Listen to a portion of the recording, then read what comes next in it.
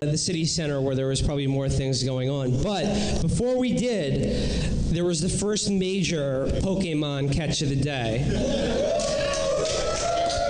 I'm here in Philly to cover the DNC and to catch motherfucking Pokemon. And the first major one, high combat potential, high CP, could definitely evolve this bitch into a fucking excellent Pokemon. None other than Vox.com's Matt Iglesias. Is Matt Iglesias in the house tonight? Is he here? Fuck. Show yourself, bitch. Show yourself, Matt. I tried to get...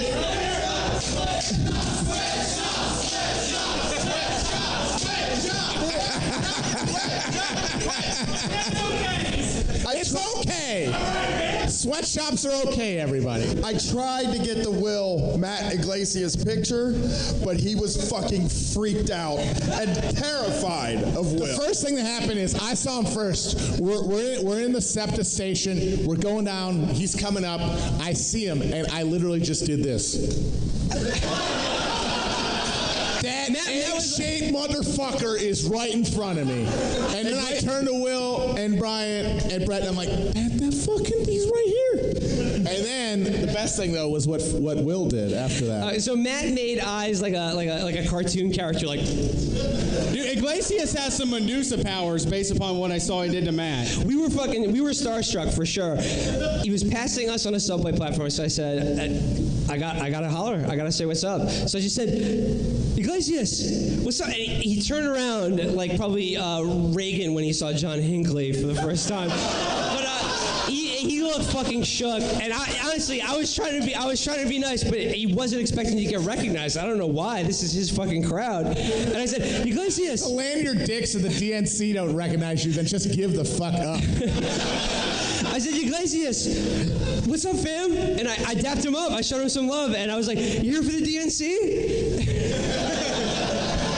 Best buds. And it was like if a homeless person came up and showed you his dick. Like, that's what he looked like. He was like, okay, yeah, please don't hurt me. Yes, I'm having a good time. And you know what I found out that day? Well, I didn't find it out that day. I found it out today. Is that when we saw him on Tuesday, he had on these pastel fucking glass frames, you know, like to match his like Easter colored tie. He was dipped. He was fitted. Yeah, but then today he did a selfie on his feed because that motherfucker is counter-programming us with a Facebook Live chat today, right now. Shut up. Sorry.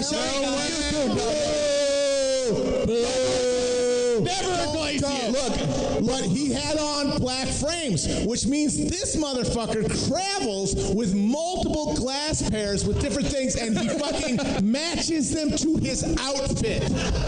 That's who we're talking about when we're talking about Matthew Iglesias. What the fuck is wrong with Philly that he didn't leave with any of those broken?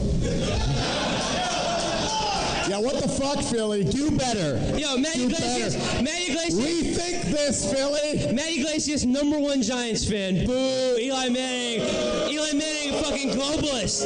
Eli Manning is a motherfucking Bilderberg group. Matt Iglesias, globalist. He's from that globalist hotspot of Manhattan, New York. You know who lives there? Globalists. You know, they love to go to their globalist delis and eat their globalist pastrami sandwiches. They get their globalist circumcisions. They go to globalist synagogue. I honestly don't think that 6 million globalists were killed in a certain event. Hey man, I like it when a globalist. All right, did some globalists die? Yes, it was the war. But 6 million, come on, that's too many globalists. That's not realistic. I like that globalists smoke salmon. By the way, Philadelphia, you guys have an excellent American Globalist Museum downtown, right by the Independence Hall. Yeah, we saw noted globalist Shmuley Botek there getting into I was gonna go up to Shmuley and ask him how to fuck. I'm not sure. I was hoping he could help me, but he was being interviewed by like Mossad Review or something, and we were just able to take a picture with him. Okay, next up, so we went from the Delegate Iglesias shame zone to right in front of City Hall where they're having a Bernier. It was like a joint Bernier bust and like Black Lives Matter, and I think some other groups were holding an event or protest there. And it was inspiring. It was loud. Next to major Pokemon level up, we saw the world's most woke chiropractor, Jill Stein. Yeah. Universal health care should always include healing crystals for everyone. You should not be barred from healing crystals and pyramid power just because of your ability to pay.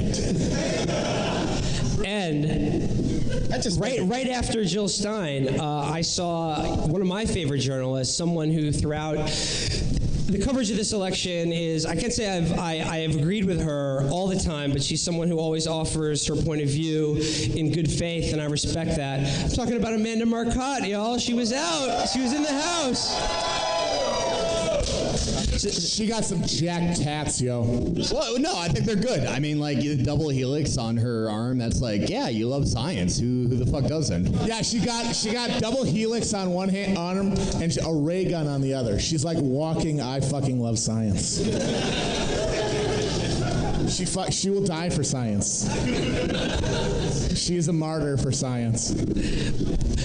From there we went back to the Delegate Shame zone, and we had an encounter with a guy who Matt and Brian had previously run into all the way back in Cleveland the other week at the Republican National Convention. You guys want to shout out this guy? He's actually my favorite pundit. He is a guy that he screams. He really wants Hillary to go to prison. Yeah, he's not fond of her, and he likes Alex Jones. He's an InfoWars guy. When I saw him, the video you sent me, he was freestyling on that political correctness jam by saying, "Down with Obama, down with Obama, down with Obama, down with Obama." He went viral the following week by screaming at some poor girl that was sent to interview him at the Trump rally. So we saw this guy, and he was yelling at everybody about the mainstream media and how fucking.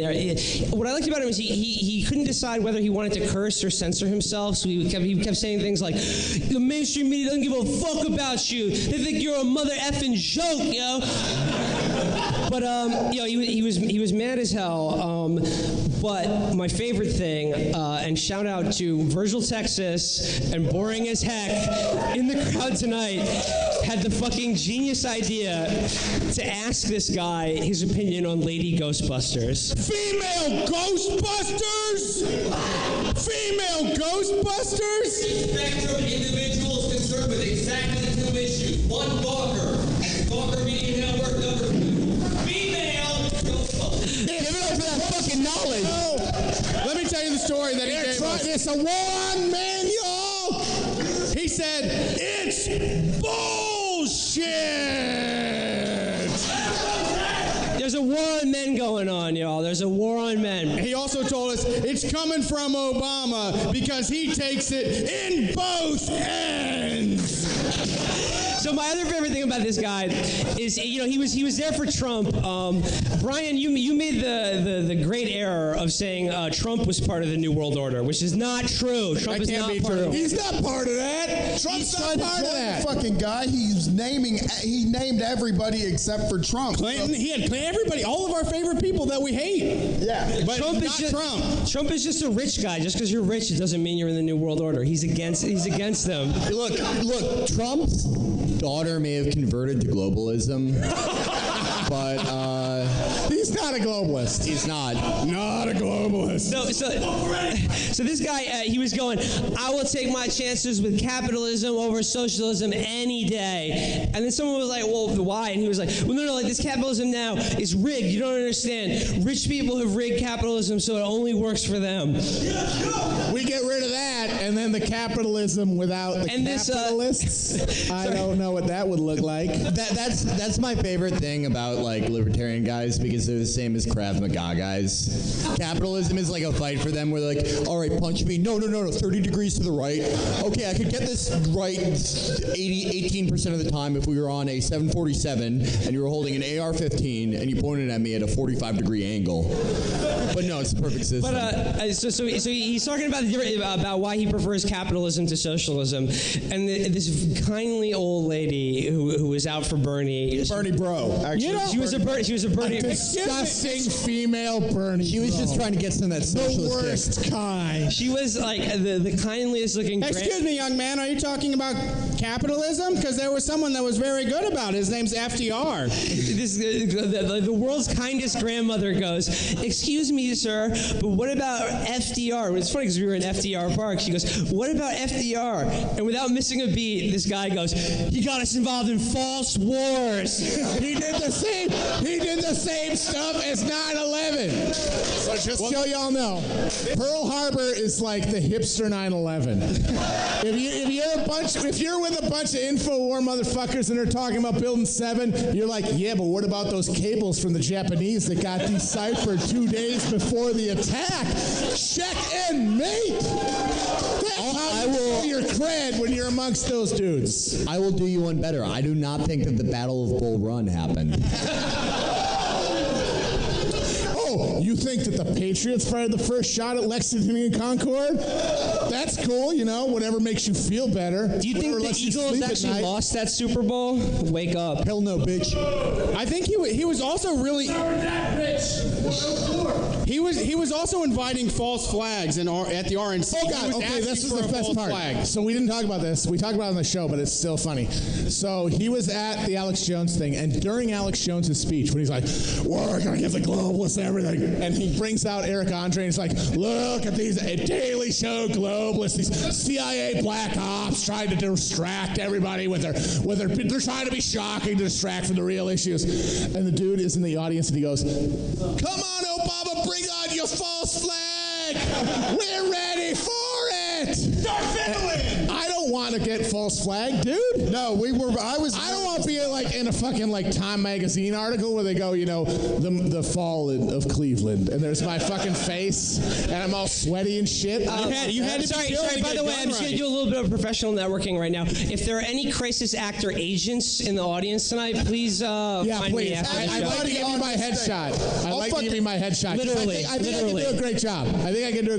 Oh my God, he came in and I just heard the loud pops. It sounded like a car backfiring, but then people were screaming. Come on, that's great. Does anyone in here have weird legs? Okay, so probably the biggest, I mean, it was a great day. We had a fucking blast, but probably the biggest disappointment for me personally was that all the merch, all the swag that I saw being sold was either, it was all pro-Bernie or it was all Hillary for prison. It was it was bad. It wasn't good. It wasn't good because... Here's the thing. I wanted to come out tonight in a Yas Queen shirt, but there was not. I did not see one the whole week. There's no Yas Queen shirts available. We saw cash in our hands. We saw like 3 women delegates. They got lanyards on, and they got Hillary is a badass. But I am 100% certain that shit like was handed out at the convention because I didn't see anything like that. I did. I handed them out the first day that I was here, and yeah, I'm proud of them. You believe in strong women. I do. I mean, again, disappointment because when I envisioned this event tonight, I wanted us all to be in matching Hillary T-shirts as she accepts her coronation as queen of us all, the Democratic Party. You can't invest in a Hillary shirt. The thing about bootlegging T-shirts at a convention is that you got like a few $100s. You can buy a box full of shirts and sell them for $10, but Hillary isn't a winning horse. Like there must have been some Hillary merchandise to be had. There's plenty of people who want to vote for Hillary. There's plenty of people who are going to vote for Hillary, but nobody on earth wants to be the person who likes Hillary. Well, there are 5 of them on stage. Guilty as charged. We're some Hillary men right up here. All with her. So that was our view from the streets, but that was the view that the majority of people outside of Philadelphia got was on television, and we did get a chance to actually watch some of the convention coverage, which is going on right now. Okay, now here's the thing I learned this week. I was assured that this will get a big reaction from the home crowd, but the same venue that is currently hosting the Democratic National Convention also hosts another local event, another annual local event called Wing Bowl. Yes, you already know. Yeah, man! Wing Bowl! There's no future. We're all gonna die. Every Give it up, Wing Bowl! We live in the rotted carcass Piss of a dead capitalism. Let's eat chicken wings till we puke.